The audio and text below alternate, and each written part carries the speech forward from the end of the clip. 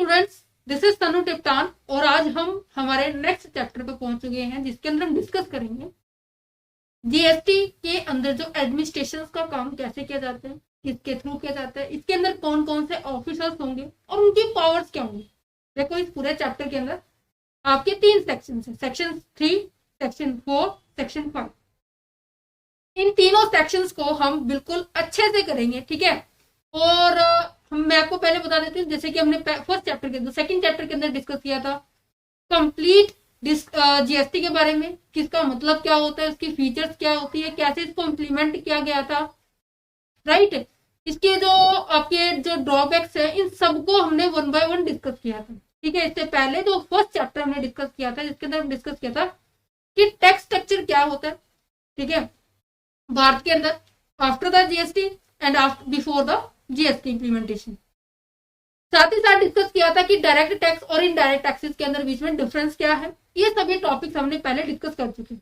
देखो इस चैप्टर को जब हम शुरू कर रहे हैं तो कहीं ना कहीं जो हमारा जो प्रीवियस चैप्टर था, चैप्टर नंबर 2, वो बहुत ज्यादा इंपॉर्टेंट है, क्योंकि जो इम्प्लीमेंटेशन का जो पॉइंट हमने पढ़ा था ना, पॉइंट नंबर हमारा लास्ट था कि जो implementation of GST in India, ये जो पॉइंट है यहां पर हमारे इस चैप्टर के अंदर यूज होने वाला, ठीक है। चलिए तो एक एग्जांपल के साथ स्टार्ट करते हैं, जैसे कि हम नॉर्मल बाकी सभी चैप्टर करते थे। ये हमारा 3rd चैप्टर है, एडमिनिस्ट्रेशन ऑफ जीएसटी। देखो एडमिनिस्ट्रेशन का मतलब क्या है, किसी चीज के रिगार्डिंग हम क्या कर रहे हैं, rule regulation procedure term conditions बना रहे हैं जिसको फॉलो किया जाएगा सभी पर्सन के द्वारा, ठीक है। अब किसका एडमिनिस्ट्रेशन हो रहा है, वो हमारा जीएसटी का। देखो भारत के अंदर इवन मैं कहूं कि आप अगर एक छोटी सी संस्था भी चला रहे, कोई भी छोटा सा ऑर्गेनाइजेशन भी चला रहे, उस ऑर्गेनाइजेशन का कोई ना कोई तो गोल होगा, है ना। और उस गोल को कंप्लीट करने के लिए आपको काफी सारी एक्टिविटीज परफॉर्म करनी पड़ेगी, काफी सारे फंक्शंस परफॉर्म करने पड़ेंगे, है ना। जब आप उन सभी एक्टिविटीज को, ठीक है, उन सभी फंक्शंस को परफॉर्म करेंगे किस चीज के लिए, कि आप अपने गोल को अचीव करना चाहते हैं, तो नॉर्मल सी बात है आपको अपने ऑर्गेनाइजेशन के सभी मेंबर्स को वे सभी फंक्शंस बताने पड़ेंगे जिसके मदद से आप अपने गोल को क्या कर सकते हो, अचीव कर सकते हो, राइट। तो यहाँ पर जीएसटी के अंदर भी यही होता है कि जीएसटी एक ऐसा डिपार्टमेंट सेटअप किया गया है 2017 के बाद, जिसके अंदर सारा का सारा काम जो कि जीएसटी का किया जाएगा। और इस जीएसटी के काम को संभालने के लिए लोगों को भी अपॉइंट किया गया था, जिनको हम क्या कहते हैं, जीएसटी ऑफिसर्स कहते हैं। और वो जीएसटी ऑफिसर्स कैसे अपॉइंट होंगे, उनके पास क्या क्या पावर होंगी, उन सब के बारे में बात करेंगे। देखो हमने लास्ट चैप्टर के अंदर डिस्कस किया था कि जो जीएसटी जो है, जीएसटी का एक्ट लाने के लिए हमने काफी सारे कॉन्स्टिट्यूशन के अंदर अमेंडमेंट किया था। जीएसटी में के आने से पहले आपके पास जो जितने भी इनडायरेक्ट टैक्सेस थे, राइट, इनडायरेक्ट टैक्सेस को रिप्लेस करके भी हमने क्या किया, जीएसटी का कंसेप्ट लेके आए। तो इनके कॉन्स्टिट्यूशंस के अंदर हमने क्या किया, बहुत सारे चेंजेस लेके आए। अमेंडमेंट का मतलब होता है बहुत सारे जो चेंजेस लेके आना, राइट। क्योंकि जो इनडायरेक्ट टैक्सेस के अंदर काफी सारे टैक्स आते थे, जैसे कि एक्साइज ड्यूटीज आती थी, कस्टम ड्यूटी आती थी, राइट, हमारे सेल्स टैक्स आते थे, हमारी सर्विसेज टैक्स आती थी, ठीक है, वैट हो गया, काफी सारे टैक्सेस ऐसे थे जो कि इसके अंदर आते थे, है ना। और ये सभी टैक्सेस के जो रिवेन्यू जनरेट होता था इन टैक्सेस के द्वारा, तो वो कौन कलेक्ट करता था, वो कौन रिसीव करता था, रिटेन करके रखता था, या तो वो स्टेट गवर्नमेंट रखती थी या फिर वो सेंट्रल गवर्नमेंट रखती थी। क्या आप सभी को एक सेकेंड नजर आ, यहाँ से ऐसे स्टेट है, यहाँ से सेंट्रल है, ठीक है, इनके पास होता था। तो चेंज करने के बाद रूल ऐसा लाया गया कि जिसके थ्रू स्टेट के पास भी उतनी ही पावर हो और सेंट्रल के पास भी उतनी पावर, मींस की इक्वल पावर को एम्पावर करने के लिए हमने सीजीएसटी के अंदर थोड़ा बहुत जो चेंजेस लेके आए, वो सारा का सारा लोगों को एक्सप्लेन करना पड़ा। और ये जो हमारा जीएसटी एक्ट है 2017 के अंदर 1 जुलाई 2017 के अंदर आया था। ये अभी मैं पिछले चैप्टर की स्टोरी बता रही हूँ जो कि हमने किया। उसके बाद हमने जीएसटी के अंदर इसके फ्रेमवर्क को पढ़ा था, जिसके अंदर 5 फ्रेमवर्क थे। जीएसटी के अंदर 5 फ्रेमवर्क थे। सबसे पहले क्या था, सीजीएसटी, उसके बाद हमारा आईजीएसटी, उसके बाद हमारा यूटीजीएसटी, उसके बाद हमारा एसजीएसटी, राइट। एक हमारा सिंपल था जीएसटी, जिसके अंदर कंपनसेशन एंड स्टेट के बारे में बात की थी, याद है सभी को, यहाँ पर इस चैप्टर के अंदर डिस्कस किया था ये वाला पॉइंट। अब आपको यहाँ पे मैंने डिस्कस किया था कि जो सेंटर है, यहां पर इन सबके ऊपर कौन एनेक्टमेंट करता है, सेंट्रल गवर्नमेंट करती है, राइट। और state goods and service tax के ऊपर हर एक स्टेट के जो गवर्नमेंट मिनिस्टर्स ऑफ फिनांस है, हर एक स्टेट के जो मिनिस्टर्स है, वो क्या करते हैं, इसके ऊपर कंट्रोल करते हैं। उसके ऊपर इनके पास पावर होती है कि वो इनके टैक्स को लगाने में और साथ साथ इस टैक्स की अमाउंट को कलेक्ट करने में इनके पास पूरा पावर होता है कि इसको मैनेज कर सके, ठीक है। तो यहाँ पर आपको दो बातें पता लग रही होगी कि जो आपके सेंट्रल गवर्नमेंट के पास क्या पावर्स आई, स्टेट के पास क्या पावर आई, ये आपको पिछले पॉइंट से पता लग जाएगा, ठीक है। उसके बाद हमने देखा था थर्ड पॉइंट के अंदर जीएसटी काउंसिल बनी थी। ये जीएसटी काउंसिल की किस लिए बनी थी कि इसके अंदर जितने भी जीएसटी के जो मेंबर है, जितने भी जीएसटी के जो ऑफिसर थे, जिसके अंदर minister of finance, vice commissioner जो थे, काफी सारे पर्सन इंक्लूड हुए थे, जिसका मेन ऑब्जेक्टिव क्या था कि जो आपके जीएसटी के रिगार्डिंग जितने भी मुद्दे थे, चाहे वो पॉलिसी बनाने से, चाहे रेट डिसाइड करने से, या फिर कोई स्पेशल रेट आपको अनाउंस करना है, स्पेशल प्रोविजन बनाना है, ठीक है, उनके रिगार्डिंग वो डिसीजन लेती थी इस काउंसिल के अंदर, है ना। फिर उसके बाद हमने रीडिफाइन किया था रीडिफाइनिंग सीबीईसी को। सीबीईसी का मतलब क्या है, central board of excise and custom को, इस बोर्ड को रिप्लेस करने के बारे में बात की थी, जिसको केस में रिप्लेस किया गया था सीबीआईसी के अंदर। ये क्या है, central board of excise and custom की बात की जा रही है, और इसको रिप्लेस किया गया था central board of indirect taxes and custom के अंदर, है ना। फिर हमने बात की थी जीएसटी नेटवर्क के बारे में। क्या आप सभी को ये सारे के सारे पॉइंट्स याद है? तो यहाँ पर आपको इंट्रोडक्शन में लिखना है, क्योंकि एडमिनिस्ट्रेशन के अंदर ये सभी कहीं ना कहीं पॉइंट आपको देखने को मिलेंगे। देखो, हर एक ऑर्गेनाइजेशन का जो प्रोसेस होती है, हर एक ऑर्गेनाइजेशन का जो ऑब्जेक्टिव होता है, उसके अंदर सबसे पहले ये होता है कि वो डिफाइन करे, क्लैरिफाई करे फंक्शंस को जो कि परफॉर्म करने, किस लिए परफॉर्म करने हैं, अपने ऑब्जेक्टिव को अचीव करने के लिए, डिजायर्ड ऑब्जेक्टिव को अचीव करने के लिए। Establishment of sweet relationship among the different people, हर लोगों के बीच में एक अच्छा तालमेल बनाने के लिए हमें अपने फंक्शंस को बिठाना पड़ेगा और उन फंक्शंस को सभी तक पहुंचाना पड़ेगा, राइट। इसके लिए हमने एक अपेक्स बॉडी बनाई थी, जिसको हम क्या कहते थे, goods and service tax council कहते थे, जिसको हम कॉन्स्टिट्यूशनल बॉडी भी कहते हैं, राइट। सीजीएसटी और आईजीएसटी को एडमिनिस्ट्रेशन का काम किसको दिया गया था, सीजीएसटी डिपार्टमेंट को दिया गया, अभी मैंने आपको बताया, ठीक है। और एसजीएसटी के जो को संभालने वाला पॉइंट कौन करता था, कमिश्नर ऑफ एसजीएसटी करता था, स्टेट के पास था, ठीक है। नेक्स्ट पॉइंट क्या कहते हैं कि जो हमारे पास सीबीईसी था, जिसको हम क्या कहते हैं, central board of excise and custom duty, ये था, इसको हम कहीं ना कहीं इसको हम बोर्ड भी कहते हैं, है ना। इसको मैं आगे ना बोर्ड बोलूंगी, कभी आप कहें कि ये बोर्ड कौन, बोर्ड दैट मीन्स ये पूरी इसको बोला गया, इस पूरी पॉइंट को बोला गया है, जिसके अंदर ये सारे के सारे एक जैसे कहते हैं ना कमेटी बना दी, बोर्ड बना दिया, जिसके अंदर ये सारे सारे लोग काम करेंगे। और इसका जो हेडक्वार्टर था वो हमारा नई दिल्ली के अंदर था, ठीक है। और इसके अंदर जो मेंबर्स जो थे 6 से 7 मेंबर हुआ करते थे, और इनको ये 6 से 7 मेंबर किसके अंदर काम करते थे, चेयरमैन के अंदर काम करते थे, ठीक है। इनके जो पावर्स है, इनके जो रूल्स है, इनकी जो रेगुलेशन है, वो सारे के सारे सीजीएसटी लॉ के अंदर मेंशन थे, ठीक है। नेक्स्ट क्या है, CBEC is a propose to be converted into the CB of central board of indirect taxes and customs. मैंने अभी आपको बताया कि जो सीबीईसी का जो कंसेप्ट है, इसको हमने सोचा था कि इसके अंदर कन्वर्ट करेंगे, किसके अंदर कन्वर्ट करेंगे हम, सीबीआईसी के इनडायरेक्ट टैक्सेस एंड कस्टम के अंदर इसको कन्वर्ट करने के बारे में सोचा था, ठीक है। और ये जो एक्ट है किसके अंडर बना था, फॉर्म हुआ था under the central board of revenue act 1963 के। ये कुछ एक न्यूमेरिकल कंसेप्ट है, मतलब कि मैं कहूँ कि एक थ्योरेटिकल पॉइंट से आपको याद करने पड़ेंगे, ये याद आसानी से हो जाएंगे, एक सीरीज के साथ याद रखना।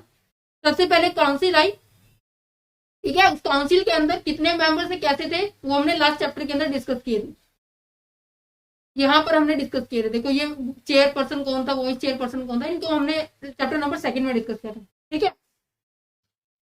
और उसके बाद सीबीईसी को रिफॉर्म किया गया था, किसके अंदर, सीबीआईसी के अंदर, जो किसके अंदर आता था, central board of revenue act 1963 के अंदर आता था। और इसके अंदर मेंबर्स हमारे इनडायरेक्ट टैक्सेस की और कस्टम के रिगार्डिंग हमारे डिसीजन के बारे में बात करते थे, ठीक है। ये पूरा चार्ट अब जो मैंने अभी आपको यहाँ समझाया, कहीं ना कहीं मैं इसको और इजी एक्सप्लेन वे से मैं आपको बताऊं तो यहाँ पे लिखा हुआ है जीएसटी की रिक्वायरमेंट क्यों पड़ी, कैसे हमने जीएसटी को इंट्रोड्यूस किया था, तो हमें रिक्वायरमेंट थी अमेंडमेंट करना कॉन्स्टिट्यूशन के अंदर, ठीक है। और साथ ही साथ एम्पावर करना था सेंटर और स्टेट को, जिसके थ्रू वो क्या कर सकती है, टैक्स को लगा सकती है और टैक्स को कलेक्ट कर सकती है। टैक्स के जीएसटी के फिर हमारे 5 लॉज आए, CGST, IGST, UTGST, GST and SGST, ठीक है। एसजीएसटी को जो एडमिनिस्ट्रेटर करता है वो स्टेट डिपार्टमेंट करते हैं, स्टेट गवर्नमेंट करती है, और इन सभी को बाकी को सेंट्रल गवर्नमेंट करती है, ठीक है। उसके बाद गुड्स एंड सर्विस टैक्स की काउंसिल आई, और उसके अंदर क्या काम था, उनका काम ये था कि डिसीजन किसके प्रति लेना था, हमें जीएसटी के रिगार्डिंग लेना था। और साथ ही साथ हमने सीबीईसी को सीबीआईसी के अंदर डिफाइन किया, और goods and service tax section 25 के तहत हमने, इसके बाद हमारा प्रोसेस आता, ठीक है। ये हो गया अभी तक जो हमारे पिछले चैप्टर का ओवरव्यू था, ठीक है। अब हम पहुंच चुके हैं हमारे नेक्स्ट चैप्टर के ऊपर, एडमिनिस्ट्रेशन का मतलब क्या होता है। देखो अगर मैं आपको कहूँ आपके घर में अगर शादी है, ठीक है, तो क्या शादी का काम किसी एक पर्सन के हाथ में होता है? ऑब्वियसली बात है, नहीं होगा एक पर्सन के हाथ में। सभी को अपनी अपनी रिस्पॉन्सिबिलिटी दी जाएगी, सभी को ये टाइमिंग शो की जाएगी कि इस टाइम तक हमें ये काम चाहिए, इस टाइम तक हमें ये काम चाहिए, इस टाइम तक हमें ये काम कंप्लीट करना है। समझ पा रहे ना? तो कहने का मतलब पूरा का पूरा जो सिस्टम होता है वो किसी एक व्यक्ति के हाथ में नहीं होता, वो ग्रुप के हाथ में होता है, राइट। और इस ग्रुप को अच्छे से चलाने के लिए हमें क्या चाहिए होगा, एक अच्छा लीडर चाहिए होगा जो इस पूरे ग्रुप को चलाए, है ना। और इस लीडर की क्या रिस्पॉन्सिबिलिटी होगी कि अपने इस ग्रुप को हर तरह के रूल के बारे में, हर तरह के रेगुलेशन के बारे में, even each and every step इसको यहाँ पर इसको अपनी टीम के साथ डिस्कस करना होगा, जिसके हेल्प से हम इस पूरे डिपार्टमेंट को चला पाए, है ना। तो एडमिनिस्ट्रेशन एक प्रोसेस है, एडमिनिस्ट्रेटर उस पर्सन को कहते हैं जो इस काम को कर रहा है, ठीक है। एडमिनिस्ट्रेटर वो पर्सन है और एडमिनिस्ट्रेशन एक प्रोसेस है जिसके थ्रू हम क्या करते हैं, काम को लोगों से करवाते हैं। ऑब्वियस, ठीक है, समझ में आ गया, ठीक है जी। तो एडमिनिस्ट्रेशन का डिफाइन क्या किया गया है, एक रूल है, एक प्रोसीजर है, ठीक है, एक प्रोसेस है जिसकी मदद से हम इंप्लीमेंट कर रहे हैं, जिसकी अप्लाई किया जा रहा है जीएसटी के एक्ट को एंड रिलेटेड रेगुलेशंस को, जो भी रूल रेगुलेशंस हो उनको अप्लाई किया जाए। ये रेगुलेशंस, ये रूल, ये प्रोसीजर, ये जो आपकी जो प्रोसेस है वो डिफरेंट फैक्ट्स में डिपेंड करती है, काफी सारे एस्पेक्ट है, जैसे कि आपका रजिस्ट्रेशन के रिगार्डिंग क्या रूल रेगुलेशन है, रिटर्न को फाइल करने के क्या रूल रेगुलेशन, अगर आप किसी को इनपुट टैक्स क्रेडिट को क्लेम करना है तो उसका क्या प्रोसीजर है, इन सब के बारे में आपको इंफॉर्मेशन दी जाएगी, आपको प्रोसीजर बताया जाएगा, इसे हम कहेंगे एडमिनिस्ट्रेशन, ठीक है, हर चीज के लिए, ठीक है। कारण क्यों है कि आपको एडमिनिस्ट्रेशन करना पड़ा, क्योंकि जो लोगों के द्वारा टैक्स दिया जाता है गवर्नमेंट को, मैंने कहा कि मैंने 18% टैक्स दिया, मैंने इलेक्ट्रॉनिक गुड्स के ऊपर, मैंने कहा कि मैंने पीसी, मैंने लैपटॉप लिया, ठीक है, उसके ऊपर 18% जीएसटी लग गया। तो 18% में से 9% आपका स्टेट गवर्नमेंट के पास जाता है और 9% आपका सेंट्रल गवर्नमेंट के पास जाता है। तो इसको ये इसके पास भेजने के लिए, इसको इसके पास भेजने के लिए हमें एक नॉर्मल सी बात है, रूल रेगुलेशन प्रोसीजर को तो फॉलो करना पड़ेगा। तो दैट्स अ रीजन कि हमें रेगुलेशन को फॉर्मुलेट करना पड़ेगा, और कहीं ना कहीं इस सारे काम को इजी वे में करने के लिए हमें पूरी टीम की जरूरत होगी, और टीम के अंदर मेंबर अपॉइंट किए जाएंगे। और अब जीएसटी की बात की जाए इसी के अंदर, तो इस टीम के अंदर जो मेंबर अपॉइंट होंगे ना, वो सीजीएसटी एक्ट के दौरान ही होंगे। तो यहाँ पे देखो क्या लिखा हुआ है, administration in GST cover a broad spectrum of activity and the function aimed, जैसे कि इंप्लीमेंटेशन करना जीएसटी के लेजिस्लेशन को, जितने भी कंप्लायंसेस थे विद रेगुलेशन के थ्रू हमें उसको बताना, उन्हें सिंपल करना, ठीक है। नेक्स्ट क्या है कि जो टैक्स पेयर था और जो गवर्नमेंट था उनके बीच में जितने भी रिलेशन है उनको अच्छे से एक्सप्लेन करना, उनके जितने भी डाउट्स होते हैं या मैं कहूँ कि कोई भी ऐसा इश्यू भी क्रिएट हो जाता है तो उन डिस्प्यूट्स को आप इजिली रिजोल्व कर सके, रेजोल्यूशन का पॉइंट कर सके। नेक्स्ट क्या है, रेजोल्यूशन का मतलब होता है चीजों का सोल्यूशन दे सकता है, ठीक है। नेक्स्ट क्या है, create transparency and efficient tax system. Transparency का मतलब क्या है कि जो मुझे नजर आ रहा है बच्चे वो आपको भी स्क्रीन में यहाँ पे नजर आ रहा है। जैसे होता है ना कि जो रिपोर्ट में डॉक्टर बता रहे हैं, ठीक है, क्या वो रिपोर्ट में एज इट इज लिखा हुआ है, नहीं लिखा हुआ है। ट्रांसपेरेंसी का मतलब होता है कि जो चीज मुझे नजर आ रही है वो चीज आपको नजर आ रही है, ठीक है। तो under the GST system taxable person must be pay both CGST and SGST and the administration setup under the GST are divided into the two parts. अब नॉर्मल सी बात है, टैक्स हम दो जगह पे कर रहे हैं, वैसे पे तो हम 18% ही कर रहे हैं, बट वो टैक्स का जो अमाउंट है, टैक्स एज अ रेवेन्यू है, वो दो डिपार्टमेंट में जा रहे हैं। First department is CGST, central goods and service tax के नाम से, और दूसरा जो डिपार्टमेंट है वो आपका जा रहा है एसजीएसटी के नाम से, state goods and service tax के नाम से, स्टेट गवर्नमेंट के। तो नॉर्मल सी बात है, इनको संभालने वाले भी सेंटर वाले होंगे, इनको संभालने वाले स्टेट वाले होंगे। तो सेंटर की बात करते हैं सबसे पहले, तो आपको देखो यहाँ पे नजर आ रहा होगा, अगर आप इंट्रास्टेट सप्लाई करते हैं तो आप सेंट्रल जीएसटी के अंदर इंट्रास्टेट क्या होता है, जब आप विद इन स्टेट के अंदर क्या कर रहे हैं, अपने ही स्टेट के अंदर गुड्स की सप्लाई कर रहे हैं, तो वहां पे दो टैक्स लगते हैं, सीजीएसटी और एसजीएसटी, ठीक है। जब आप अपने स्टेट से बाहर ट्रांसपोर्ट करते हैं, अपने स्टेट में नहीं कर रहे, ये है पंजाब, आप बाहर ट्रांसपोर्टेशन कर रहे हैं हरियाणा के अंदर, ठीक है, तो इस टाइम पे आपका आईजीएसटी लगता है, और इसके ऊपर कंट्रोल लगाने का कंट्रोल, इसको कलेक्ट करने का कंट्रोल किसके पास होता है, सेंट्रल गवर्नमेंट के पास होता है, ठीक है जी। तो नॉर्मल सी बात है, इसको संभालने के लिए भी दो तरह के पर्सन चाहिए होंगे।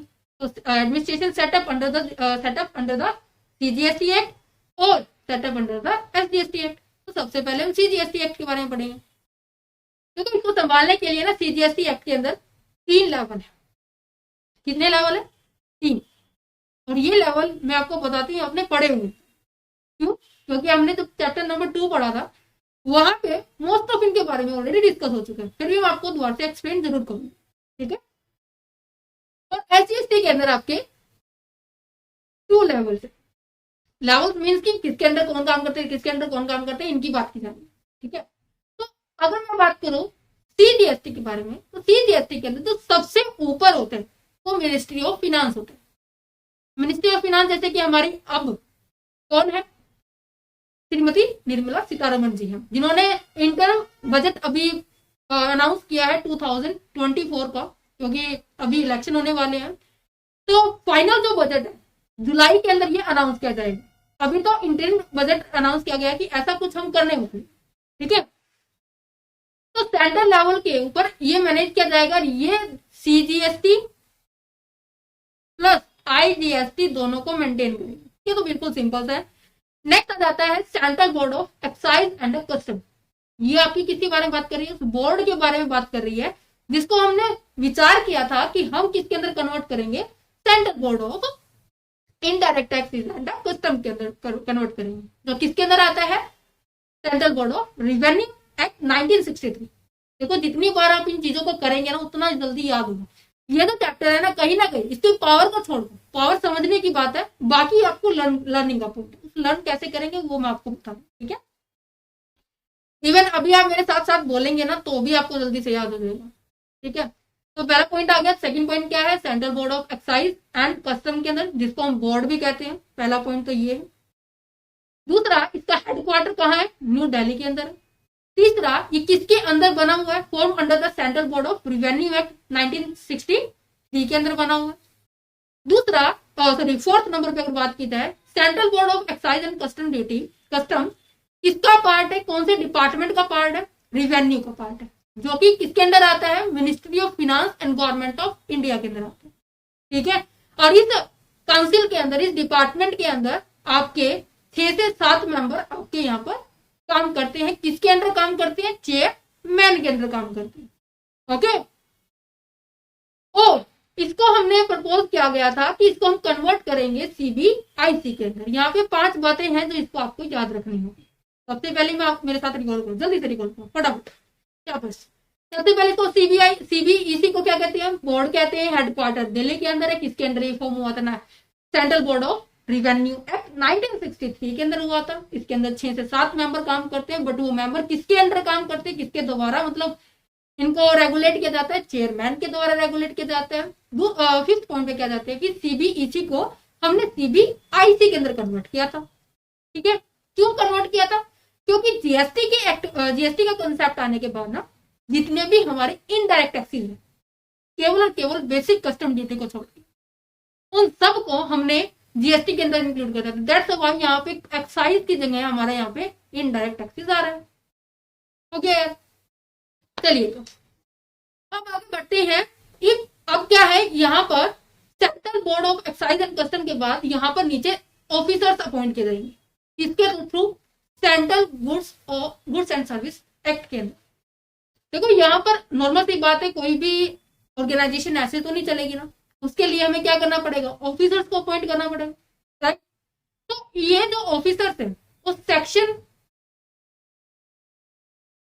3 के अंदर इसको अपॉइंट किया गया है। सेक्शन 3 ऑफ सीजीएसटी एक्ट, इसके अंदर जो आपके ऑफिसर हैं ये आपके 9 ऑफिसर्स। देखो ये आपको याद करने हैं, अच्छे से याद करने। इनको याद करने के तरीके ही बताऊंगी। इवन पूरे चैप्टर में हम इन्हीं नामों को कम से कम 10 से 12 बार मैं खुद रिवाइज करवाऊंगी। मेरे साथ साथ बोलना है, ठीक है? फर्स्ट टाइम देखो क्या है लिखा हुआ है। सबसे पहले जो मेंबर है, सबसे जो टॉप लेवल पे जो मेंबर है, फर्स्ट मेंबर जिसको हम कहेंगे वो क्या है? Principal chief commissioner of central tax.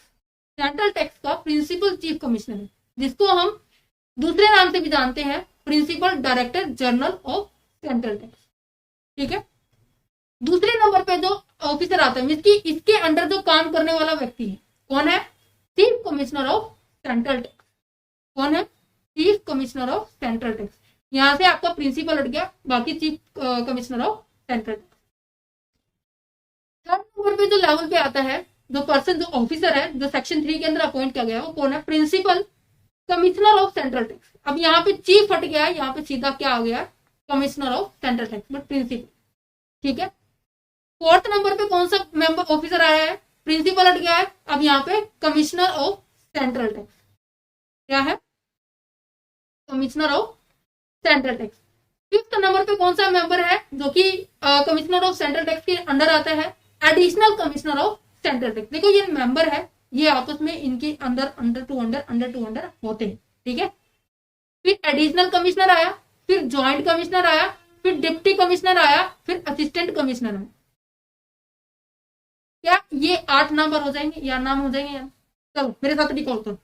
सबसे पहले प्रिंसिपल चीफ कमिश्नर, उसके बाद chief commissioner of central tax, उसके बाद principal commissioner of central tax, उसके बाद commissioner of central tax, then 5वें नंबर पे एडिशनल कमिश्नर, 6th नंबर पर ज्वाइंट कमिश्नर, 7th नंबर पर deputy commissioner and 8th number पर असिस्टेंट कमिश्नर।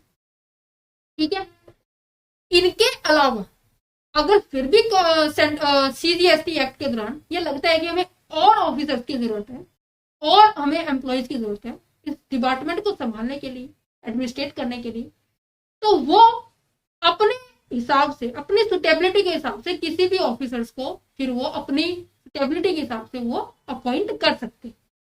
वैसे आपके यहाँ पे 9, यहाँ पे ये। ठीक है, आसान था, थोड़ा सा आसान रखूंगा। ठीक है, अब हम बात करते हैं जो आपके जो मैंने कमिश्नर बताए हैं, ये इतने सारे लेवल्स बताए हैं, किन किन लेवल पे काम करेंगे। इनके जो डिपार्टमेंट भी तो होंगे ना, है ना? जैसे कि हमारा कॉलेज के अंदर होते हैं, इवन स्कूल के अंदर भी होते हैं। जैसे कॉलेज के अंदर होते हैं, एक होता है हमारे पास साइंस डिपार्टमेंट, एक होता है हमारे पास आर्ट डिपार्टमेंट, एक है हमारे पास कॉमर्स डिपार्टमेंट। अभी बहुत सारे डिपार्टमेंट हो गए, जैसे कि ह्यूमैनिटी का हो गया, जैसे आर्ट के अंदर आता है। मैं अभी आप फिलहाल 3 डिपार्टमेंट लेके चलूँ। इसका हमारा डिपार्टमेंट हेड टीचर होता है, इसके अंदर सारा का सारा स्टाफ काम करता है, ठीक है। इसी तरह से इसके अंदर काम करता है, इसी तरह से यहाँ पे इसके अंदर काम करता है, ठीक है। इनके लेवल अलग अलग होते हैं। मैंने कहा कि कॉमर्स डिपार्टमेंट का जो एचओडी है, हेड ऑफ डिपार्टमेंट है, इसके अंदर मैंने कहा कि 4 टीचर काम करते हैं, 1 2 3 4, ठीक है। और ये किसका एचओडी किसके अंदर है, हमारे प्रिंसिपल के अंडर काम कर रहे हैं,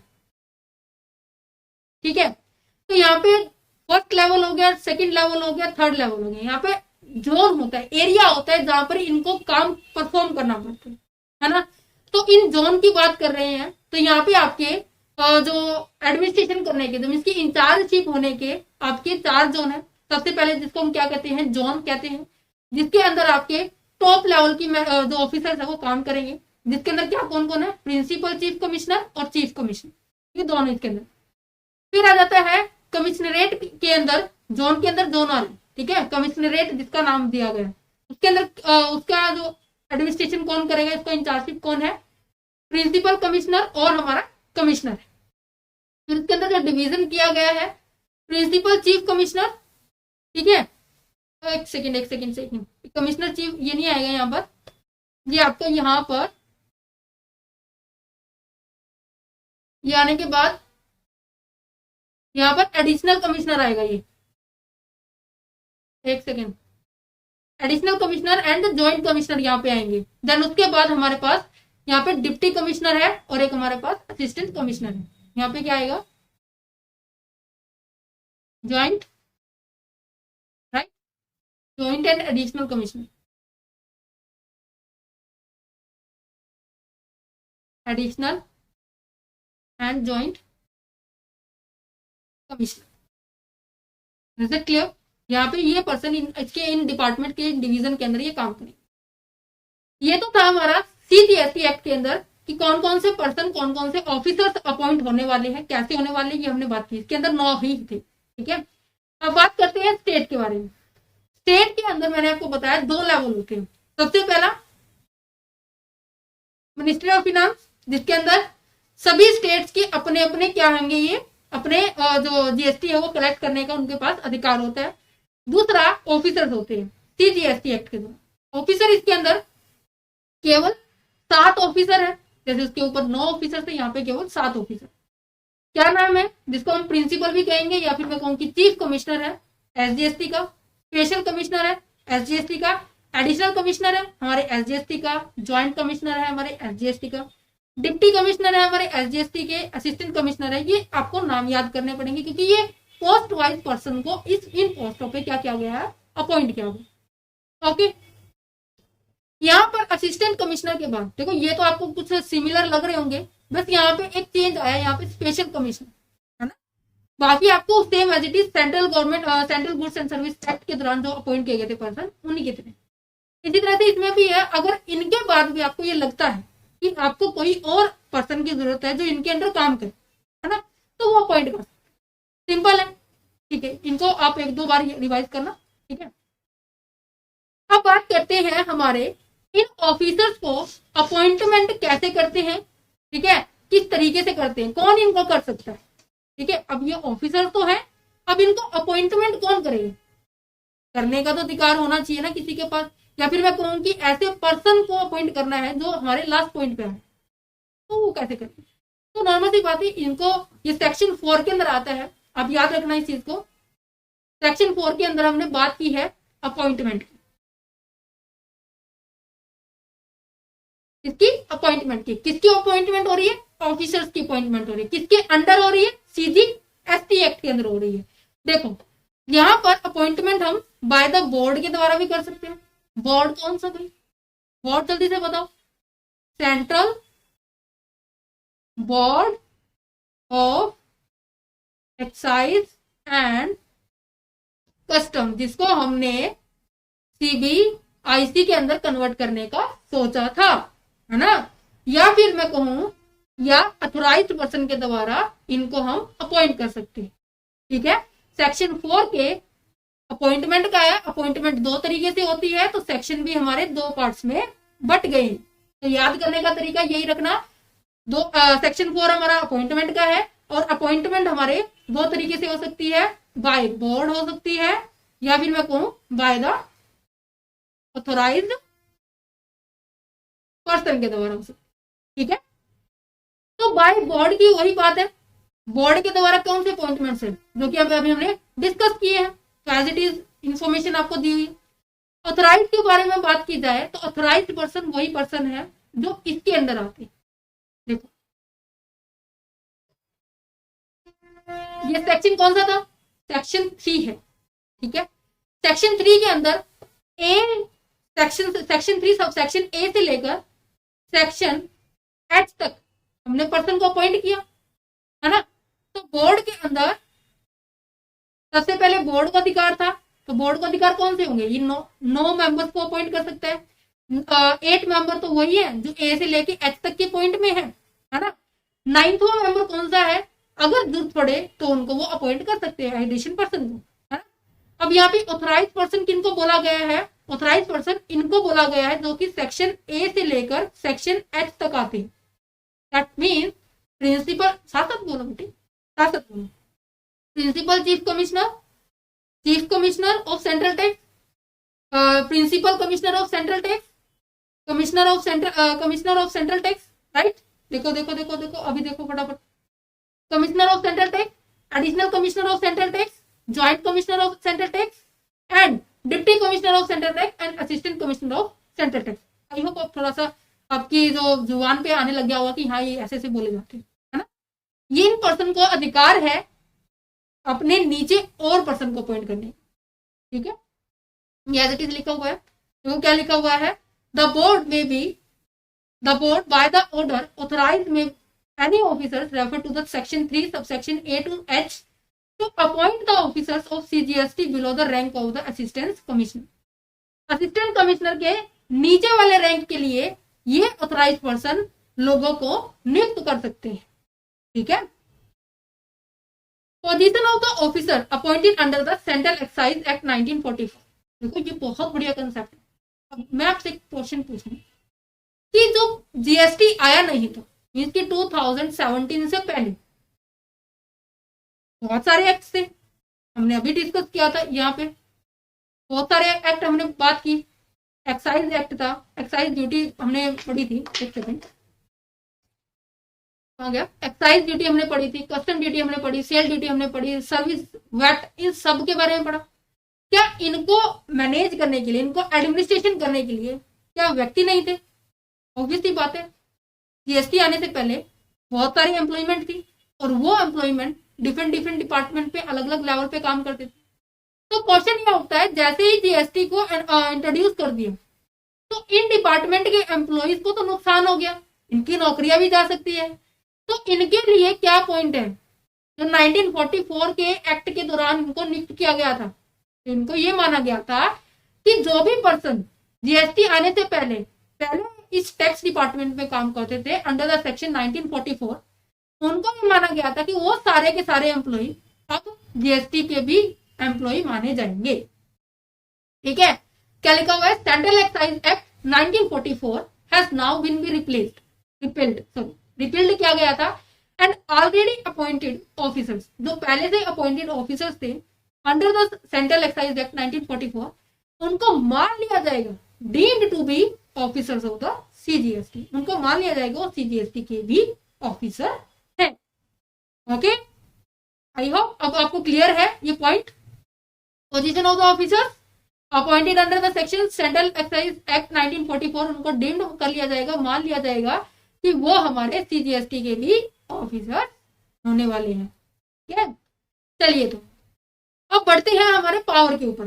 पावर की बात की जाए तो जैसे कि मैं कहूँ कि उनको काम करने का क्या क्या अधिकार है, काम करने का मतलब कि उनके पास कौन कौन सी ऐसे राइट्स हैं जिसके थ्रू वो अपने काम को परफॉर्म कर सकते हैं। जैसे कि हमने ऑडिटिंग वाले सब्जेक्ट के अंदर भी पढ़ा था, इवन मैं कहूँ कि जीएसटी के टैक्स के अंदर भी पढ़ा था कि टैक्स ऑफिसर को कौन कौन से राइट है।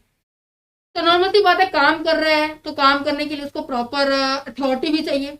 जैसे कि मैं जैसे कि पढ़ा रही हूँ तो मुझे पूरा अधिकार होना चाहिए कि मैं बच्चे को डांट भी सकूं, बच्चे को अगर मैं उसकी कॉपी भी चेक कर सकूं, अगर गलतियां निकल रही है तो मैं उसको दोबारा से काम भी दे सकूं, है ना।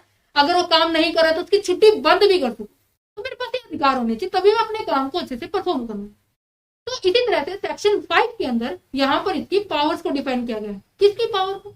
ऑफिसर्स की पावर को, क्योंकि हमने अभी अपॉइंट की।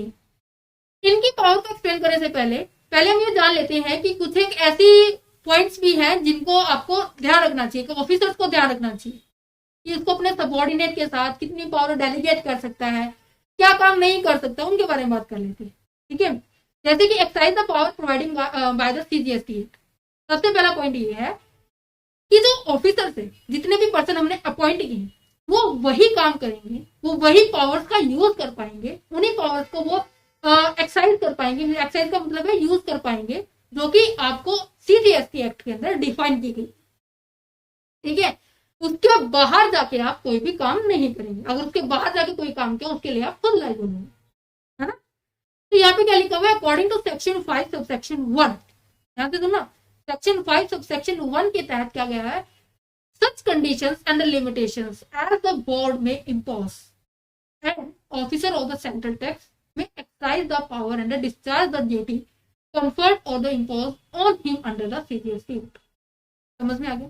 चल, नेक्स्ट क्या कह रहे हैं कि exercising the power of the subordinate. ये पता है क्या कह रहे हैं? मैंने कहा कि ये मिस्टर एक्स है, मिस्टर एक्स, ठीक है, और ये है मिस्टर वाई।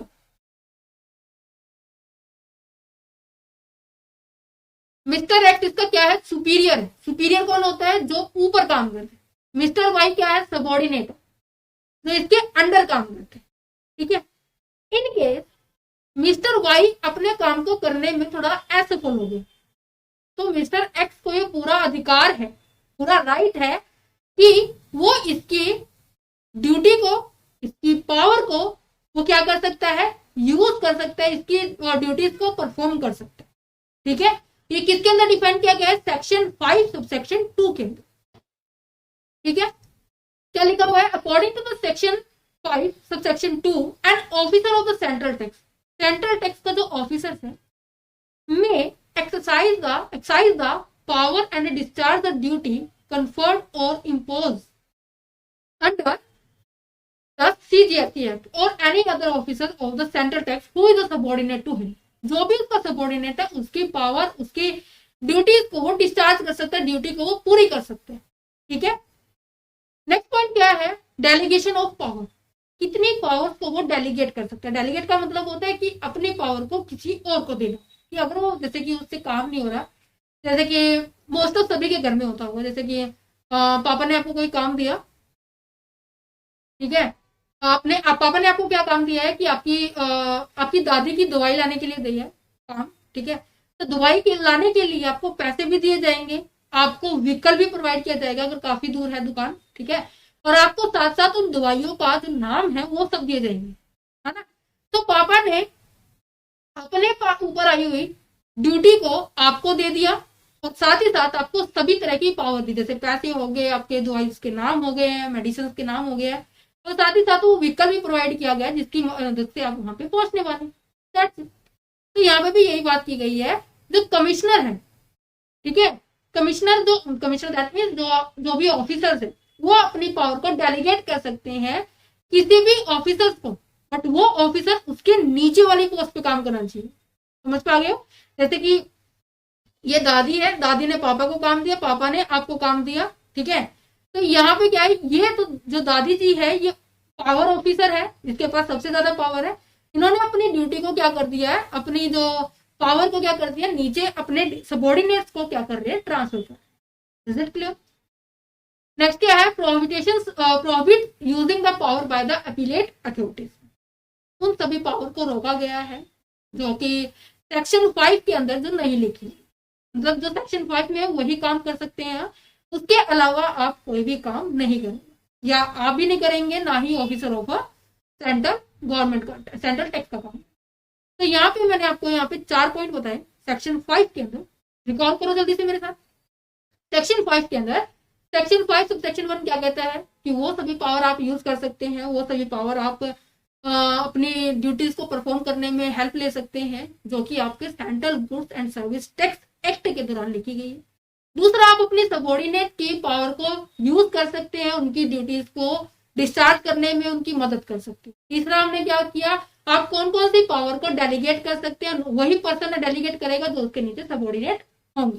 तीसरा क्या है, आपके उन सभी पॉइंट्स को रोका गया जो सेक्शन 5 में हम नहीं लिखे हुए, दैट कहने का मतलब जो आपके आउट ऑफ बाउंड्री। अब बात करते हैं इनके पास क्या क्या पावर होती है जीएसटी ऑफिसर्स के पास। अब देखो, एडमिनिस्ट्रेशन जीएसटी को लाया गया, राइट, 2017 के अंदर लाया गया। इसको चलाने के लिए, इसका एडमिनिस्ट्रेशन करने के लिए लोगों को नियुक्त किया गया, है ना।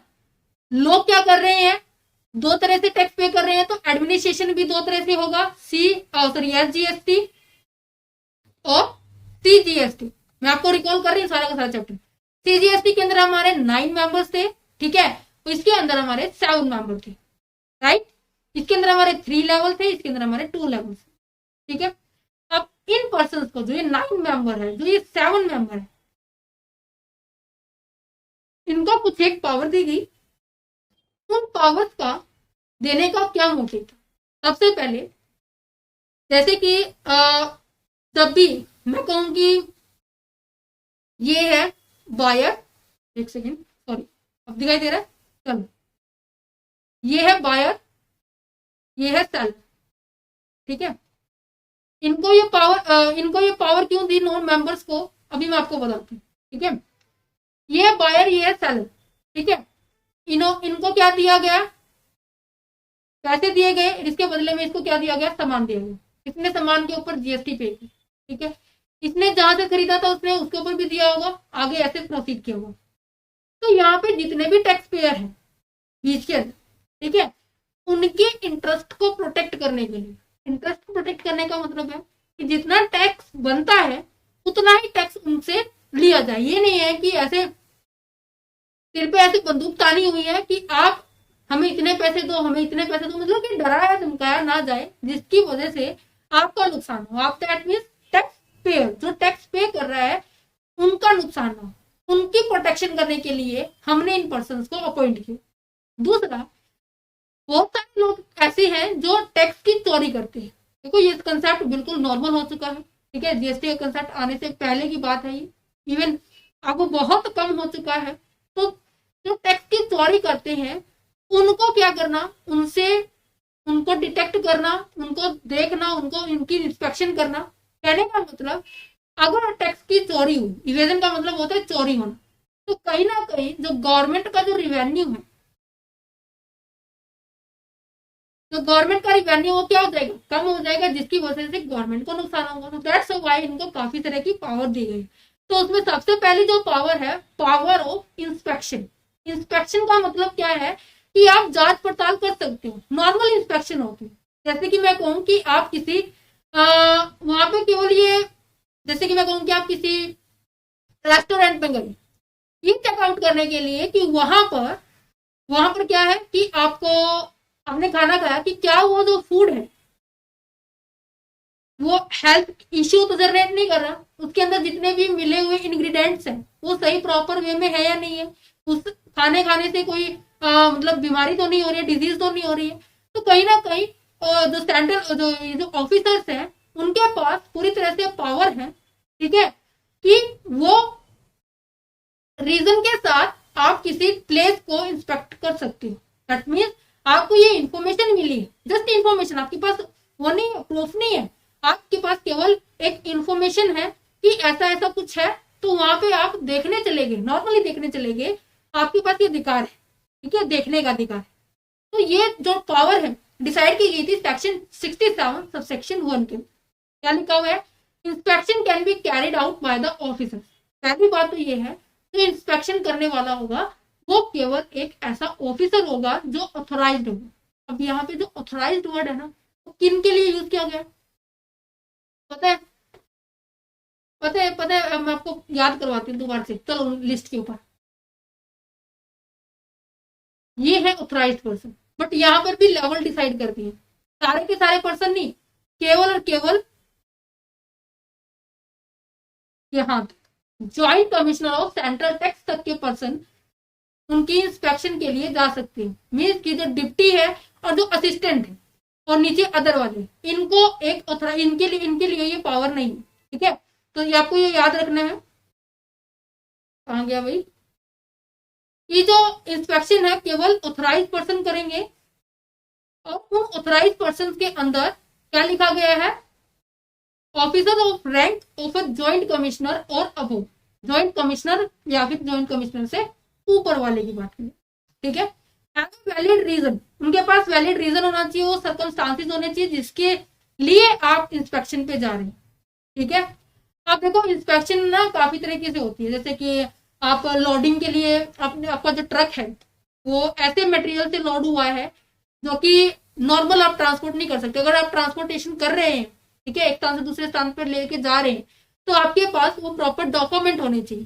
ठीक है, तो मतलब उन चीजों की आप क्या कर रहे हैं, इंस्पेक्शन कर। जैसे कि सबसे पहले जैसे कि टैक्सेबल पर्सन हो गया। टैक्सेबल पर्सन कौन होता है, जो टैक्स देता है, या फिर मैं कहूँ कि एक ऐसे बिजनेस प्लेस की बात की जाए जहाँ पे काम किया जाता है। देखो कि कई बार ऐसा होता है, जो लोग जो होते हैं ना, चाहते हैं अपनी ट्रांजेक्शन्स को छुपाना, है ना, तो सप्रेस करना चाहते हैं any transaction related to the supply of goods and services, या फिर मैं कहूँ दोनों।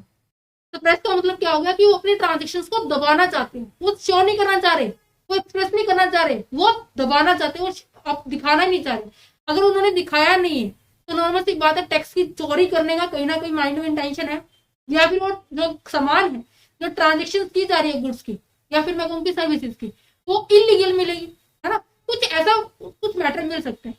तो उनके लिए आप इंस्पेक्शन के लिए ये पर्सन अपॉइंट हो सकते हैं, या फिर स्टॉक ऑफ गुड्स हो सकती है, या मैं कहूँ कि जो इनपुट टैक्स क्रेडिट का जो हमने कंसेप्ट पढ़ा था ना चैप्टर नंबर 2 के अंदर, हमने छोटा सा डिस्कस किया था। वैसे इसके ऊपर एक बड़ा चैप्टर भी आने वाला है इनपुट टैक्स क्रेडिट के ऊपर। ये पॉइंट हमने किया था, फीचर्स के अंदर डिस्कस किया था, इनपुट टैक्स क्रेडिट होता क्या।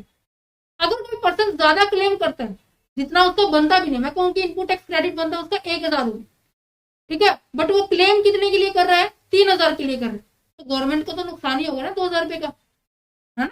तो दैट्स व्हाई इन चीजों को भी इंस्पेक्ट किया जाएगा। ठीक है, नेक्स्ट आ जाता है इन case of the person transportation the goods. Goods को ट्रांसपोर्टेशन के रिगार्डिंग बात की जा रही है ना, उन चीजों को वो पर्सन क्या कर रहे हैं, छुपाना चाह रहे हैं, या फिर मैं कहूँ कि टैक्स नहीं भर रहे हैं, टैक्स ना भरने की कोशिश किया जा रहा है, तो इन चीजों के रिगार्डिंग भी वो क्या है, इंस्पेक्शन कर सकते हैं। In case of the power of an warehouse, warehouse के रिगार्डिंग आपके पास वो पावर होती है, सॉरी पावर नहीं है, पर्सन।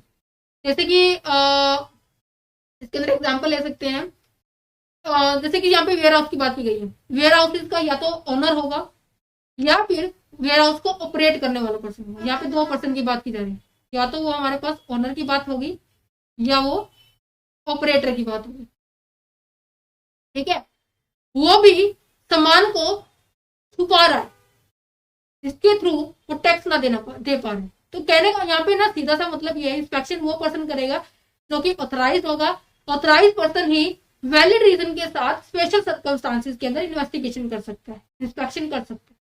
इंस्पेक्शन हमारा टैक्सेबल पर्सन के ऊपर हो सकता है, बिजनेस प्लेस के ऊपर हो सकता है, या फिर मैं कहूँ स्टॉक ऑफ गुड्स के ऊपर हो सकता है। ये सारी सिचुएशन दे रखी है, वेयर हाउसेज के अंदर हो सकता है, जो टैक्स की चोरी करने के लिए थोड़ा सा उत्सुक होते हैं। दूसरी पावर हमारे पास है power of search and seizure. Search और सीजर कहीं ना कहीं हमारे इंस्पेक्शन से ही रिलेट करते हैं, बट इंस्पेक्शन हमारा थोड़ा छोटा टर्म है, सर्च हमारा थोड़ा वाइडर टर्म है। ठीक है, सर्च हमेशा क्या होगा, आपके पास वैलिड प्रूफ होता है जिसको लेकर, जैसे कि ना कि सर्च वारंट है आपके पास यहाँ पर किसी चीज को ढूंढने के लिए, या फिर मैं कहूँ कि आपके पास वारंट है किसी को जेल में ले जाने के लिए, तो उनकी बात की जा रही है। दैट मीन्स यहाँ पे आपके पास वैलिड प्रूफ होता है। ठीक है, वैलिड आपके पास एविडेंस होता है। ठीक है, सीजर का मतलब होता है कि किसी चीज को आप अपने जब्त में लेना, जैसे कि गाड़ी जब आप आपके साथ नॉर्मल आपने देखा होगा, मेरे हिसाब से अभी तक तो किसी के साथ नहीं हुआ होगा, आपने नॉर्मल देखा होगा कि जैसे कि नॉन पार्किंग एरिया में कोई अगर गाड़ी पार्क कर देता है तो पुलिस जो डिपार्टमेंट होती है, जो ट्रैफिक डिपार्टमेंट होता है, उसकी गाड़ी को सीज कर लेती है और उससे हैवी चालान कटवा लेती है ना। तो उनके पास वो पावर होती है। इसी तरह से जीएसटी ऑफिसर्स के पास वो पावर होती है कि उनके जो डॉक्यूमेंट होते हैं, उनके जो ऑफिशियल जैसे कंप्यूटर हो गया, रजिस्टर्स हो गया, अलमीरा हो गई है, इन सबको वो उसके पास पूरी तरह से अधिकार है कि इनको छानबीन प्रॉपर तरीके से कर सकते हैं। वो सेक्शन 67 सब सेक्शन 2 में। यहाँ पर मैंने आपके लिए पढ़ने के लिए दिया हुआ है, इंस्पेक्शन को पढ़ सकते हैं, ठीक है, एग्जाम्पल दिया हुआ है, सर्च को पढ़ सकते हैं, यहाँ पे एग्जाम्पल दिया हुआ, सीजर को पढ़ सकते हैं, यहाँ पे एग्जाम्पल, ठीक है। चलिए तो आगे बढ़ते हैं। पावर टू सील और ओपन। पावर टू सील किसकी करेंगे? किसी भी डॉक्यूमेंट की कर सकते हैं, किसी भी प्रीमिसेस की कर सकते हैं, उन सभी आइटम्स की कर सकते हैं जो उनके शक्ति दायरे में है, या फिर उन सभी आइटम्स को कर सकते हैं जो कि आप उनसे छुपाना चाह रहे हैं, ठीक है। तो यहाँ पे सेक्शन 67 और सबसेक्शन 4 को अंदर डिफाइन किया गया है। The proper officer, proper officer किसको कहा गया है? ज्वाइंट कमिश्नर या फिर ज्वाइंट कमिश्नर से ऊपर वाले पर्सन की बात की जा रही है। हैव पावर टू सील और brick open the door of any premises. किसी भी प्रीमिसेस को वो सील कर सकते हैं, किसी भी प्रीमिसेस को वो अपनी रिक्वायरमेंट के हिसाब से उसको खोल के देख सकते हैं, ठीक है। चाहे वो अलमीरा हो गया, ठीक है, इलेक्ट्रॉनिक डिवाइस हो गया, बॉक्स हो गया, ठीक है, बॉक्स को भी छानबीन कर सकते हैं। दैट मीन्स आपके गुड्स से रिलेटेड, आपकी सर्विसेज से रिलेटेड किसी भी हर डॉक्यूमेंट को, आपके किसी भी संदूक को, किसी भी रजिस्टर को, किसी भी डॉक्यूमेंट को वो क्या कर सकता है? ओपन कर सकता है और अपने पास जब्त भी कर सकता है, ठीक है। नेक्स्ट जाता है पावर टू हैव कॉपी। तो कॉपी कौन लेगा भाई? कॉपी कौन लेगा? वो पर्सन लेगा जिसका ये सामान था, क्या पता उसको जरूरत हो गई। मैंने कहा कि जैसे कि मैंने आज फरवरी के अंदर किसी मैं कहूँ कि मैं जीएसटी ऑफिसर हूँ, ठीक है, मैंने किसी के मैंने किसी के पूरे रजिस्टर को, पूरे डिपार्टमेंट को सीज कर दिया है, ठीक है, अपने कब्जे में ले लिया है। तो वहां के जो पर्सन जिसकी कस्टडी मैंने ले ली है, जिसके डॉक्यूमेंट मेरे पास है, अगर वो मुझे रिक्वेस्ट कर रहे हैं कि सर मुझे ये डॉक्यूमेंट चाहिए और ये डॉक्यूमेंट मुझे यहाँ जरूरत है, वो डॉक्यूमेंट ले सकता है और वो पर्सन ले सकता है जिसकी कस्टडी मेरे पास है। बट वो डॉक्यूमेंट तभी लेगा जब वहां पर वो ऑफिसर्स अवेलेबल होंगे। कौन से ऑफिसर? जो जीएसटी ऑफिसर्स है। वो डॉक्यूमेंट पहली बात वो जीएसटी ऑफिसर्स के सामने लेगा, कॉपी लेनी है, जो भी करना वो उनके सामने करेगा। जीएसटी ऑफिसर्स भी कॉपी। अब दूसरा कारण यह है कि कुछ केसेस के अंदर उनको कॉपी नहीं दी जाती उन डॉक्यूमेंट्स की जो भी उनको चाहिए। क्यों? क्योंकि वो इन्वेस्टिगेशन के अंदर कहीं ना कहीं हर्डल क्रिएट कर देती है। दैट्स व्हाई इनको हम कॉपी भी नहीं देंगे। तो डिपेंड करता है power to have copy. Section 67 subsection 5 के अंदर ये बताता है the person from whose custody any document are the seized shall be entitled to make copy there और to take the extract there from indicate presence of the authorised officers at a such place of and time. वो निकाल लेगा उन सभी चीजों को जो भी उनको चाहिए, बट वो तभी निकाल पाएगा जब वो एक ऑथराइज्ड ऑफिसर उनके सामने होंगे। बट कुछ एक टाइम पे वो डिनाई भी कर सकते हैं, मना भी कर सकते हैं अगर वो इफेक्ट कर रहे हैं आपकी इन्वेस्टिगेशन को। ओके, फिफ्थ पावर कौन सी है हमारे पास? Power related to there is release, return and disposal of goods. Release का मतलब क्या है? मतलब छोड़ रहे आप किसी चीज को, ठीक है, आप उसको दे रहे हो। क्या? रिटर्न का मतलब होता है आप वापिस कर रहे हो। डिस्पोजल का मतलब होता है कि आप गुड्स को क्या कर रहे हो? सेल ऑफ कर रहे हो। तीनों पॉइंट्स अलग अलग। देखो, रिलीज का मतलब यहाँ पे क्या है कि the power to release the goods on a provisional basis, section 67 sub section 6 के अंदर डिस्कस किया है। प्रोविजनल बेसिस का मतलब क्या है? कई बार ऐसा होता है कि आपको वो वैलिड डॉक्यूमेंट उन पर्सन को देने पड़ते हैं और कहीं ना कहीं वो जो आप देते हैं, गुड्स देते हैं या फिर मैं कहूँ कि कोई भी अदर डॉक्यूमेंट है, तो वो डॉक्यूमेंट आप किसके बेस पे देंगे? कुछ एक कंसेप्ट है। जैसे कि मैं कहूँ कि आप उन डॉक्यूमेंट को ले जाओ, कोई बात नहीं, आप इसके बदले कोई ऐसी चीज रखो हमारे सामने कि इन केस जो आपने क्राइम किया, जैसे मैं कहूँ कि जैसे ये है टैक्स पेयर, इसका टैक्स बनता था 1 करोड़, 300 लाख कमानी थी, ठीक है, 100 लाख इसका टैक्स बनता था, हो गया इतना सारा टैक्स, हम इतनी बड़ी अमाउंट, ठीक है, और इस पर्सन ने फिल नहीं किया, इसकी भरा नहीं, तो इसके जो सामान था, इसका जो गुड्स था, जो ऑफिसर्स थे वो रिलीज तभी करेंगे ये इनसे कहेंगे कि आप कोई बात नहीं है, डॉक्यूमेंट आप लेके जाना चाहते ले जाओ, बट इसके बदले में आप कोई ऐसी गुड्स, कोई ऐसी सिक्योरिटी, कोई ऐसा बॉन्ड, कोई ऐसे डॉक्यूमेंट रिप्रेजेंट करो जो कि 100 लाख के बराबर हो, कि इन केस आपने धोखा दे दिया तो हमें, आप कहीं हमारे कंट्री को छोड़ के कहीं और चले गए तो नॉर्मल सी बात है, गवर्नमेंट को नुकसान होगा।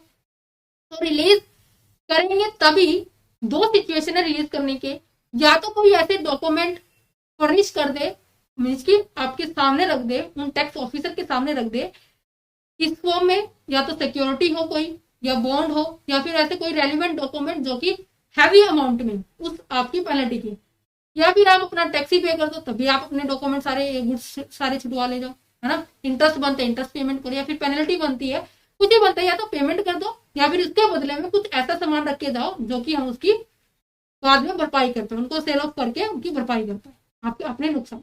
ठीक है। नेक्स्ट पॉइंट कहता है return of the goods, section 67 subsection 7 के 67 सेक्शन चल रहा है देखो अभी तक। रिटर्न का मतलब है कि जो ऑफिसर्स की यहाँ पे ड्यूटी बनती है, अब यहाँ पे टैक्स पेयर की ड्यूटी नहीं बन रही, यहाँ पे अब ऑफिसर्स की ड्यूटी बन रही है। ऑफिसर्स के अंदर क्या क्या ड्यूटी होती है कि जो सीज की हुई सामान है, जो भी उन्होंने सामान अपने अंडर में लिया है किसी का भी, तो वो सामान अपने अंडर में 6 मंथ तक रख सकते हैं। उसके बाद उनको वहां पे नोटिस भेजना पड़ेगा उस टैक्स पेयर के ऊपर, उस पर्सन के ऊपर। क्यों? क्योंकि वो सामान उनको वापस करना है।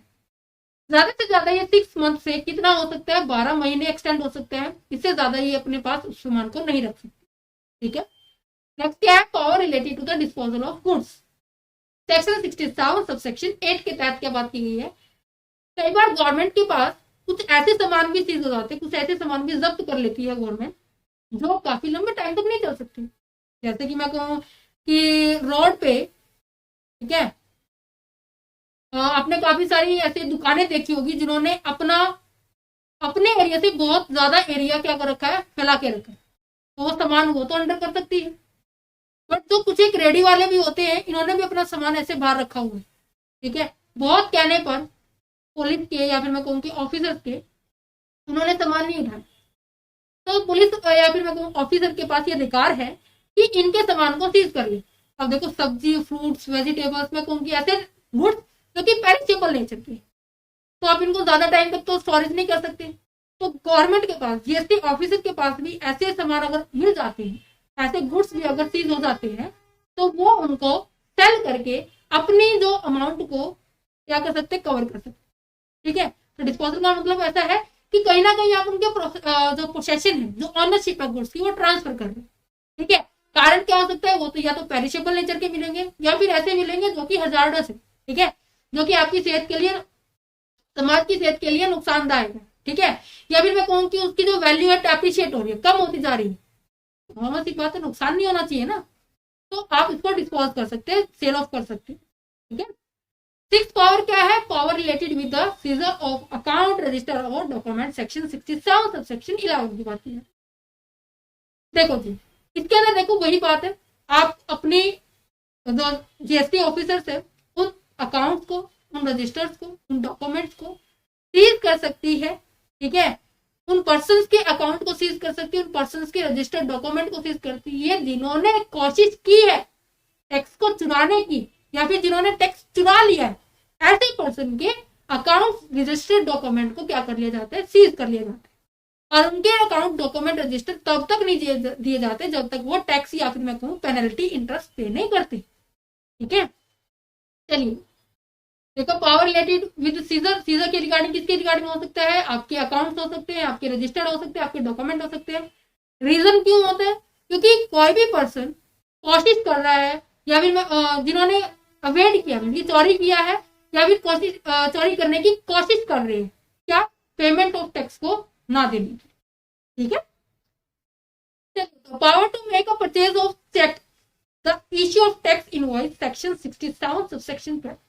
ये आपको पता है, इवन आपने भी देखा होगा, मैंने भी खुद एक्सपीरियंस किया इस चीज को। तो जैसे आप कोई हैवी सामान खरीदने जा रहे हैं मार्केट के अंदर जैसे कि हमने जब आप कोई घर बनाते हैं तो आपको सरिये की जरूरत होती है, लैंटर के लिए भी, इवन आपकी घर की नींव के लिए भी आपको सरिये की जरूरत होती है। और सरिया जो है बहुत मतलब महंगा तो इतना महंगा भी नहीं होता, नॉर्मल होता है, बट नॉर्मल पर्सन करने के लिए वो महंगा होता है। मैंने कहा कि मैंने 50,000 रुपए का सरिया खरीद लिया, बहुत छोटी अमाउंट लिखी मैंने भी फिलहाल, तो 50,000 रुपए का सरिया में हमने क्या किया, खरीदा, इसके अंदर हमें जीएसटी पे करना पड़ेगा, ठीक है।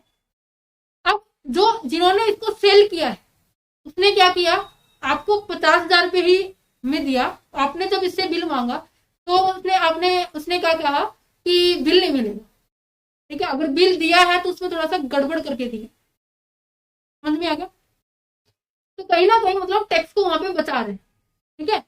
अगर ये इंफॉर्मेशन कि ऐसे सेलर हैं, ऐसे टैक्स पेयर हैं जो बिल अच्छे से इश्यू नहीं कर रहे, ऐसे टैक्स पेयर है जो मतलब बिल ही नहीं दे रहे हैं, ठीक है, उनकी जांच पड़ताल के लिए जो टैक्स ऑफिसर है अपनी आइडेंटिटी को छुपा के वो उस शॉप पे जा सकते हैं और इंस्पेक्शन कर सकते हैं कि सामान खरीदने के पॉइंट ऑफ व्यू से सामान उनसे खरीदेंगे।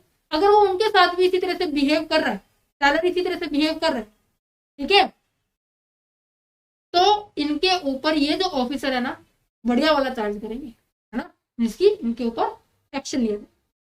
तो ये कहते हैं कि proper person has a power to visit a shop, shop के ऊपर विजिट कर सकते हैं अपनी आइडेंटिटी को शो किए बिना, ठीक है। क्यों? क्योंकि वो देखना चाहते हैं कि इश्यू ऑफ टैक्स इनवॉइस, जो भी टैक्स इनवॉइस वो इश्यू कर रहे हैं या फिर मैं कहूँ बिल कर रहे हैं, वो अच्छे से कर रहे हैं नहीं कर रहे हैं, सच टैक्सेबल पर्सन की आप इन्वेस्टिगेशन कर सकते हैं एज अ बायर बन के, ठीक है। अगर वो उस तरीके से कर रहा है उसको पनिशमेंट मिलेगी सेलर को, और जो ऑफिसर ने सामान खरीदा था वो बाद में रिटर्न भी हो सकता है, क्योंकि उन्होंने तो जस्ट ओनली इंस्पेक्शन करने के लिए ही किया है ना, दैट्स इट। तो उनके पास ये अधिकार है कि वो किसी भी सामान को परचेज करने के बाद अपनी आइडेंटिटी को छुपा कर वो उसकी इंस्पेक्शन कर सकते हैं। नेक्स्ट आ जाता है, एक सेकेंड, नेक्स्ट आ जाता है कि power to inspect goods in movement और इन ट्रांजिट सेक्शन। इसकी बात कर रहे हैं जो टैक्स ऑफिस जीएसटी ऑफिसर थे जिनको हमने अपॉइंट किया है अंडर द CGST एक्ट के दौरान, उनके पास ये अधिकार भी है कि जो सामान एक स्थान से दूसरे स्थान पर लेके जाया जा रहा है उनकी भी वो क्या कर सकता है, जांच पड़ताल कर सकता है। क्यों? क्योंकि बहुत सारे ऐसे सामान होते हैं कि सामान जो है आप नॉर्मली ऐसे ट्रांसफर नहीं कर सकते, ठीक है। अगर आप ट्रांसफर कर भी रहे हैं तो आपके पास प्रॉपर डॉक्यूमेंट होने चाहिए, और वो सभी रिक्वायरमेंट डॉक्यूमेंट जैसे कि हम नॉर्मल जैसे कोई सर्टिफिकेट बनवाते हैं, इनकम सर्टिफिकेट बनवाते हैं, है ना, तो उनमें सबसे पहले हाउस प्रॉपर्टी टैक्स का डॉक्यूमेंट सबसे ज्यादा जरूरी होते हैं, है ना। तो वो अगर नहीं है तो आप अपने इस इनकम सर्टिफिकेट को नहीं बनवा सकते। इसी तरह से यहाँ पे अगर आपके पास सभी तरह के वो सभी वैलिड डॉक्यूमेंट है जो कि ट्रांजिट के लिए जरूरी है, अगर आपके पास है तो आप अच्छे से ट्रांसपोर्टेशन कर सकते हैं, अदरवाइज आपके ऊपर भी कार्रवाई ये पर्सन कर सकते हैं, जो कि सेक्शन 68 सबसेक्शन 1 के अंदर डिफाइन किया गया, ठीक है।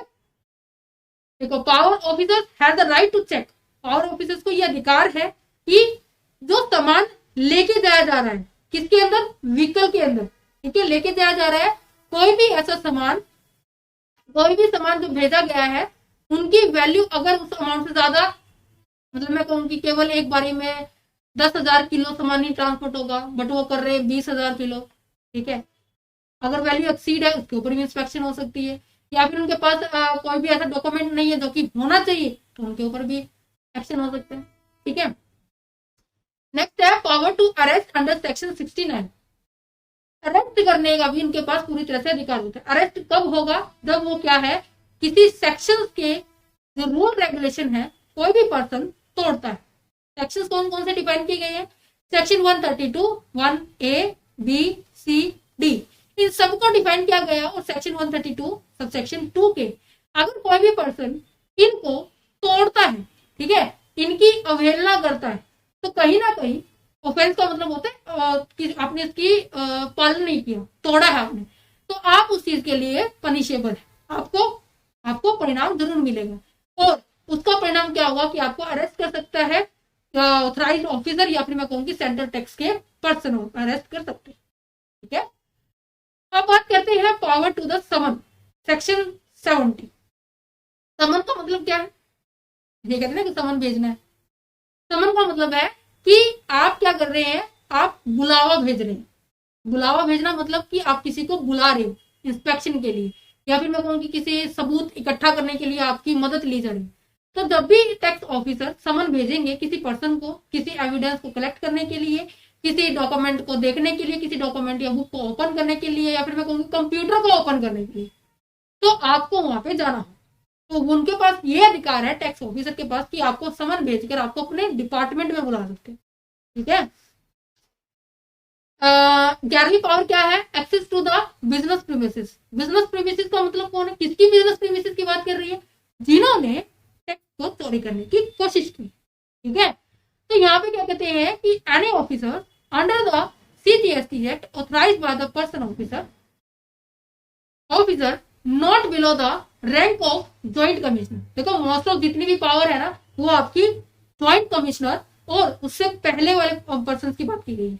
तो उनके पास ये अधिकार होता है कि उस पर्सन की जो किसी भी एनी प्लेस के जो भी टैक्स पेयर है उसकी बिजनेस किसी भी स्थान पे है, ठीक है, जिन्होंने अपनी बुक्स ऑफ अकाउंट को दिखाने में कमी की है, या फिर मैं कहूँ कि स्प्रेड करने की कोशिश की अपने गुड स्टॉक को, अपने गुड्स को, तो उनके उन पर्सन के रजिस्टर्स को, डॉक्यूमेंट को, कंप्यूटर को, चाहे वो प्रोग्राम ऑपरेटेड है या नहीं है, इंस्टॉल्ड कंप्यूटर है नहीं है, वो हर चीज को वो खोल के ऐसे देख सकते हैं। इतना अधिकार। अगर आप एक बार किसी के निगरानी में आ जाते हो ना, तो नॉर्मल सी बात है आपकी हर चीज को उनको ओपन करने का अधिकार है। इनको टैक्स ऑफिसर्स को, GST टैक्स ऑफिस।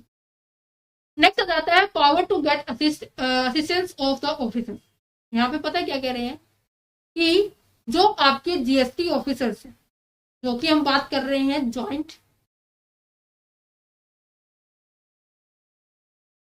कमिश्नर या फिर उससे ऊपर वाले principal chief commissioner, chief commissioner, principal commissioner, commissioner of central excise, और हमारे पास ज्वाइंट है उसके बाद, है ना, ज्वाइंट, और हमारे पास एक सेकेंड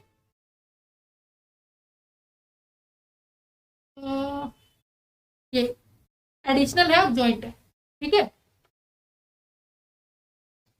अगर इनको लगता है कि हमें किसी और अदर पर्सन की जरूरत है अपने काम करते हुए, तो वो किसी और पर्सन की क्या कर सकता है, वो मदद ले सकता है, अपने काम में उसको शामिल कर सकते हैं। जैसे कि पुलिस हो गया, रेलवे हो गया, कस्टम हो गया, या फिर कोई भी ऐसा यूनियन टेरिटरीज का ऑफिस हो गया है, किसी भी पर्सन को वो अपने काम के अंदर उनको इन्वॉल्व कर सकता है उस केस को सॉर्ट आउट करने के लिए। सेक्शन 72 के अंदर। ठीक है। उम्मीद करती हूँ आपको ये पूरा चैप्टर कंप्लीट समझ में आ गया होगा।